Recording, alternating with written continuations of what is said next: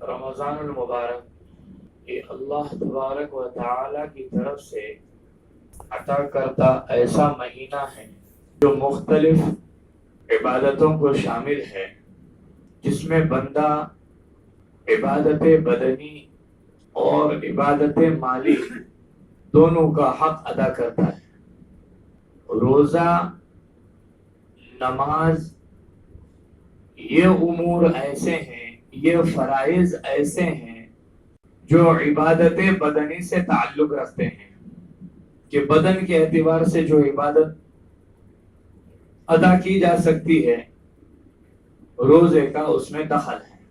لیکن اس مبارک مہینے میں اللہ تبارک و تعالی صاحب استعداد کو توفیق عطا کرتے ہیں کہ وہ اپنے مال کی زکوٰۃ ادا کرتے ہیں اور عبادت بدنی کے ساتھ ساتھ عبادت مالی حاصل کرتے ہیں۔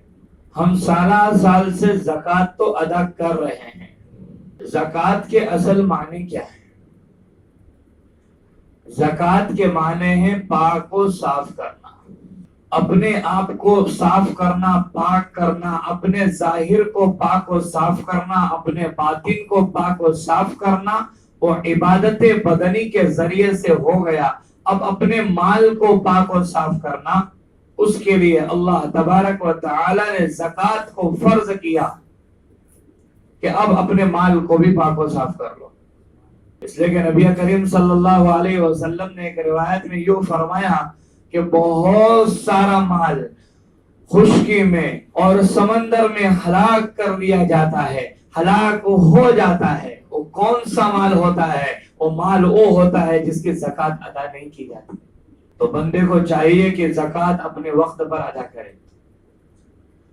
زکوٰۃ کے شرائط جہاں لگ گئے اور جس کا استحقاق ہو گیا، اس بندے پر اب زکوٰۃ فرض ہے۔ علماء نے شرط یہ لکھی ہے کہ زکوٰۃ دینے والا مسلمان ہو۔ معلوم یہ ہوا کہ اگر کوئی غیر مسلم زکوٰۃ ادا کرنا چاہے تو زکوٰۃ ادا نہیں ہو سکتی۔ دوسری شرط یہ لگا دی کہ خود کو مال کا تصرف حاصل ہو، جہاں چاہے خرچ کرنے کا اس کو ادھیکار ہو، اختیار ہو۔ اور ساتھ ساتھ یہ شرط لگا دی کہ مال اپنے قبضے میں ہو۔ ایک شرط یہ لگا دی کہ سال پورا ہو جائے تو آپ پر زکوٰۃ واجب ہوتی ہے۔ معلوم یہ ہوا کہ جہاں مال پر سال پورا ہو چکا ہے، جو مال ہمارے پاس جمع شدہ ہے اس پر سال گزر جائے تو حولان حول کے بعد، سال کے گزر جانے کے بعد زکوٰۃ کا دینا ضروری ہے، واجب ہے۔ تو کیا کوئی شخص اپنی زکوٰۃ سال پورا ہونے سے پہلے ادا کر سکتا ہے؟ نہیں کر سکتا ہے۔ شریعت نے اس کی بھی گنجائش دی ہے کہ سال پورا ہونے سے پہلے اپنی زکوٰۃ ادا کر سکتا ہے، جیسا کہ نبی کریم صلی اللہ علیہ وسلم نے کچھ صحابہ کو زکوٰۃ کے حصول پر مامور کر دیا تھا کہ جو لوگ زکوٰۃ دینے والے ہیں ان تک چلے جاؤ اور زکوٰۃ کو حاصل کر کے غریبوں میں تقسیم کر دو۔ وہ لوگ جب حضرت عباس رضی اللہ تعالیٰ عنہ کے پاس پہنچے ہیں تو انہوں نے دینے سے انکار کیا اور کہا کہ میری تو ادا ہو چکی ہے۔ جب یہ معاملہ نبی کریم صلی اللہ علیہ وسلم کی بارگاہ رسالت میں پہنچا ہے، حضور اکرم صلی اللہ علیہ وسلم نے اس مسئلے کو آسان کر دیا کہ انہوں نے سال بھر کی زکوٰۃ سال پورا ہونے سے پہلے ادا کی۔ تو ان شرائط کے ساتھ جب زکوٰۃ ادا کی جاتی ہے تو زکوٰۃ صحیح نحو سے ادا ہوتی ہے۔ کتنا دینا ہے، کس کو دینا ہے، اس کے لیے اپنے اپنے مسلک کے علماء ہیں، ان سے ہم رابطہ قائم کریں اور اس مسئلے کو حاصل کریں اور اس مسئلے کے مطابق اپنی زکوٰۃ کو ادا کریں۔ قرآن کریم نے 8 لوگوں کا ذکر کیا ہے جن کو زکوٰۃ دی جا سکتی ہے۔ انما الصدقات للفقراء والمساکین والعاملین علیہا والمؤلفة قلوبهم وفي الرقاب والغارمين في سبيل الله وابن السبيل. 8 لوگوں کا ذکر کیا ہے. فقیروں کو آپ زکات دے سکتے ہیں.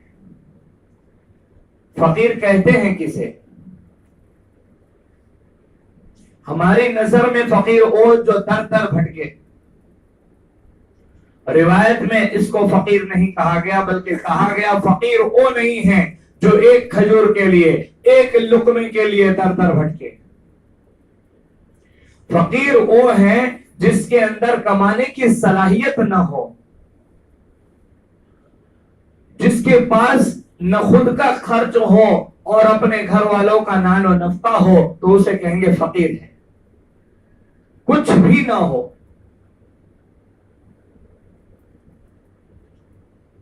اصحاب صفہ جو تھے نبی کریم صلی اللہ علیہ وسلم کے پاس دین کا علم حاصل کر رہے تھے. وہ صحابہ مسجد نبوی پر ایک چبوترا بنوا کر وہاں اپنی قیام گاہ بنائے ہوئے تھے اور وہاں تعلیم حاصل کر رہے تھے, علم دین کو سیکھ رہے تھے. ان کے متعلق قرآن کریم نے فرمایا للفقراء الذين احصروا في سبيل الله لا يستطيعون ضربا في الارض. کہ فقراء تو وہ ہیں جو اللہ کے دین کے خاطر, اللہ کے عبادت کے خاطر اور علوم دین کے خاطر اپنے آپ کو ایک جگہ بند کر دیں اور باہر ان کے گھومنے پھرنے کی طاقت بھی نہ ہو,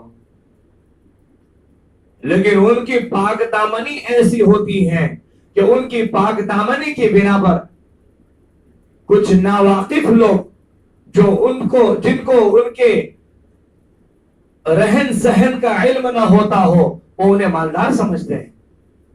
قرآن کریم نے فرمایا يَحْسَبُهُمُ الْجَاهِلُ أَغْنِيَاءَ مِنَ التَّعَفُّفِ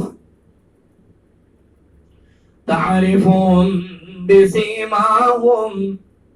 اب ان کو کیسے پہچانے کہ یہ غریب ہے, یہ فقیر ہیں, یہ نادار ہیں, یہ حقیقی زکات کے مستحق ہیں؟ انہیں کیسے پہچانے؟ کہا ان کی پیشانیوں سے پہچان لیا جائے.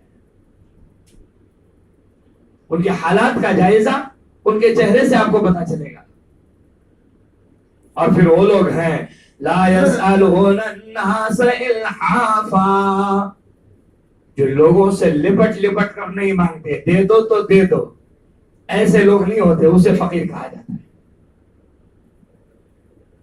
تو قرآن کریم نے 8 لوگوں کا ذکر فرمایا. ایک تو فقیر, دوسرا مسکین. انما الصدقات للفقراء والمساکین. مسکین کو آپ زکات دیں. مسکین کسے کہتے ہیں؟ مسکین شریعت کی نگاہ میں اسے کہتے ہیں جو کما تو رہا ہے, کمانے کی استعداد تو اس میں ہے ظاہر میں, لیکن اتنا کما رہا ہے جو اسے میسر نہ ہوتا. شریعت نے جتنی ضرورت رکھی ہے وہ ضرورت اس کی پوری نہ ہوتی ہو تو ایسے شخص کو مسکین کہا جاتا ہے. فضول خرچی کرنے والا ہو اور پھر کہے کہ میری کمائی مجھے میسر نہیں آتی, میری تنخواہ مجھے پورتی نہیں ہے اور میرے اسباب مجھے جو ہیں صحیح ڈھنگ سے میرے گھر کو چلاتے نہیں ہیں, تو اسے مسکین نہیں کہا جائے گا. فضول خرچی سے بچتے ہوئے جتنی ضرورت ہے اس دائرے میں رہتے ہوئے خرچ کو کرے اور پھر اپنی کمائی اسے میسر نہ آئے تو اسے مسکین کہا جاتا ہے. اسے زکات دے سکتے ہیں. آگے فرمایا والعاملین علیہا, جو زکات حاصل کرنے کے لیے چلے گئے ہیں ان کو کچھ اور کام دھندا نہیں, اب ان کی ڈیوٹی یہی.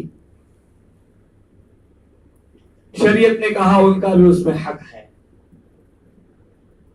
جیسے ہم ان کو تنخواہ دیں یا کچھ اور ذریعے کے ذریعے سے دے, کوئی ہدیہ رقم دے دے, یہ اس کا حق ہے.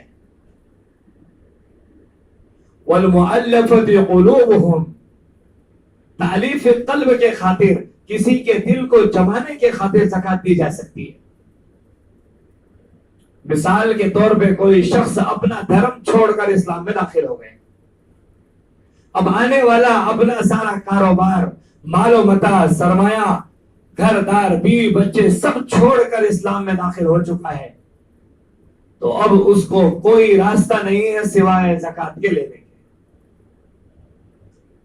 तो अब उसका दिल जमाने के लिए, ताकि वो इस्लाम पर बाकी रहे, अगर उसकी इमदाद की जाएगी तो उसका दिल इस्लाम की तरफ वसीतर होता चला जाएगा, और अगर उसकी इमदाद न की जाए तो फिर खारिज इस्लाम हो जाएगा।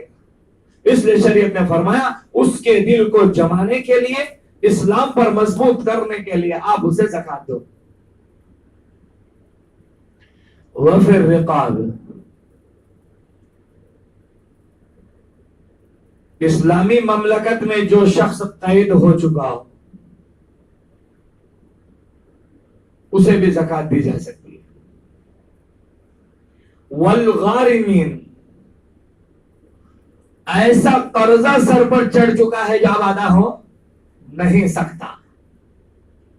जाहिर में देखा जाए दुनियावी हालात के एतबार से, तो जब मकरूज हो जाता है इंसान और असबाब इतने तक हो जाते हैं कि कर्जे अदा नहीं होते, तो फिर वो खुदकशी पर उतर जाते हैं। तो अब उसकी जान को बचाने के लिए और उसके कर्जे को अदा करने के लिए आप उसे ज़कात दे सकते हैं। उलमा ने यहां तक लिखा है कि अगर वो किसी जमाने का बहुत बड़ा मालदार समझा जाता हो, वो ऐसा हो जो किसी जमाने में लोगों को ज़कात दे रहा था, और ये कंडीशन हो जाए, तो ऐसी सूरत में उसे ज़कात लेना जायज़ है। वफी सबीलिल्लाह, जो मुजाहिद हैं, अल्लाह के रास्ते में जिहाद कर रहे हैं, सरहद पर है, बॉर्डर पर है, शरीयत कहती है इन्हें ज़कात दे दो, इसलिए कि वो जहां खड़े हैं वो अल्लाह को राजी करने के लिए खड़े हैं और इस्लाम को बचाने के लिए, मुसलमानों की जान और माल के साथ उनके ईमान की तहफ्फुज़ के लिए वहां खड़े हैं। अब उन्हें ज़कात दे दो।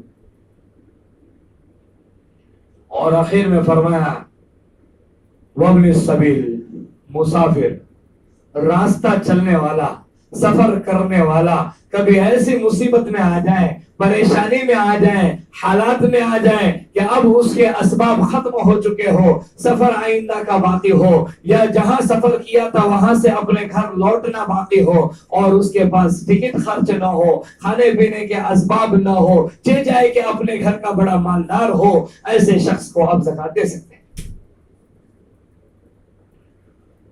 तो 8 मसारिफ बतलाए शरीयत ने कि जिनको आप ज़कात दे सकते हैं।